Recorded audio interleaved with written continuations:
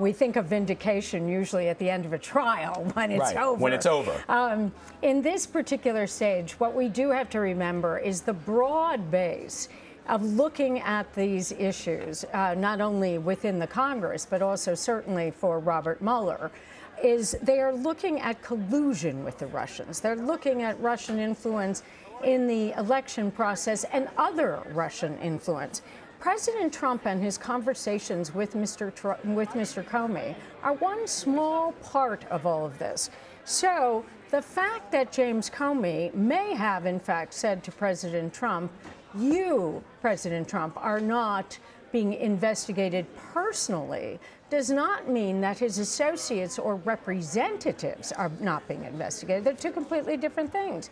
So if Mr. Trump, President Trump, would like to say, I'm vindicated because it's not about me, but those other people who work for me, with me, or worked for me before, well, if they get thrown under the bus, that's okay.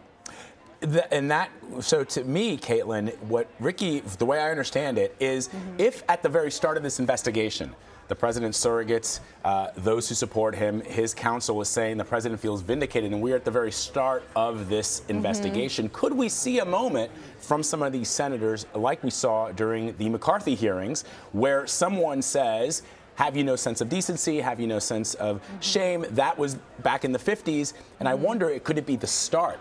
Not the end, where they're saying we're vindicated and we're just at the start of the investigation. Somebody could say, look, this is the very beginning of the end. Well, a couple of different things. First, think of the impact of Comey releasing this, the committee and Comey deciding to release this testimony yesterday. That means that lawmakers have had many hours to go over this information, to prepare their questions with the information that they know. So that's one part of this. And the other thing is that we saw during the investigation into the Clinton emails, be very careful by making a judgment about what the FBI has done or said to you, right?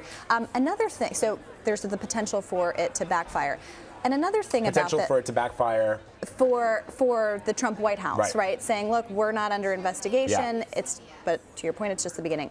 And the other thing is too that the White House is saying, look, and Republicans at the RNC are saying, look, we're vindicated. What Comey says proves what we said. That's fine. But that means that everything else that he says then also has to be true, right? So it's going to be interesting to see how the RNC, how the White House kind of picks and chooses what information that Comey says that they think is true, that fits their case, and what information they say that's dismissed. Rikki, the president has called this a witch hunt. Is it? No. It's not a witch hunt.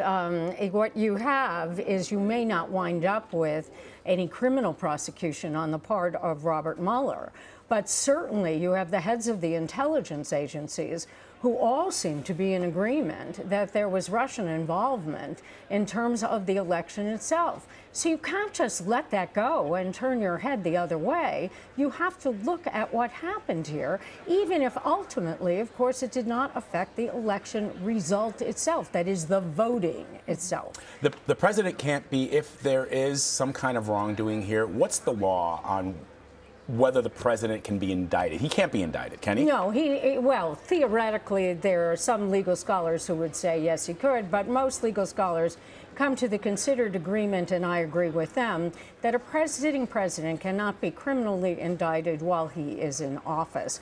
The remedy for criminal wrongdoing of a president of the United States is the impeachment process. And of course, we have seen that, or many of us have seen that in our lifetimes, with the issues involving President Clinton, and of course, going back to the time of President Nixon. So that's the way, that's the avenue. But these other people who may have been associated with President Trump and then before the election with Mr. Trump, if they have criminal responsibility, according to Bob Mueller's result in his investigation, which may or may not happen,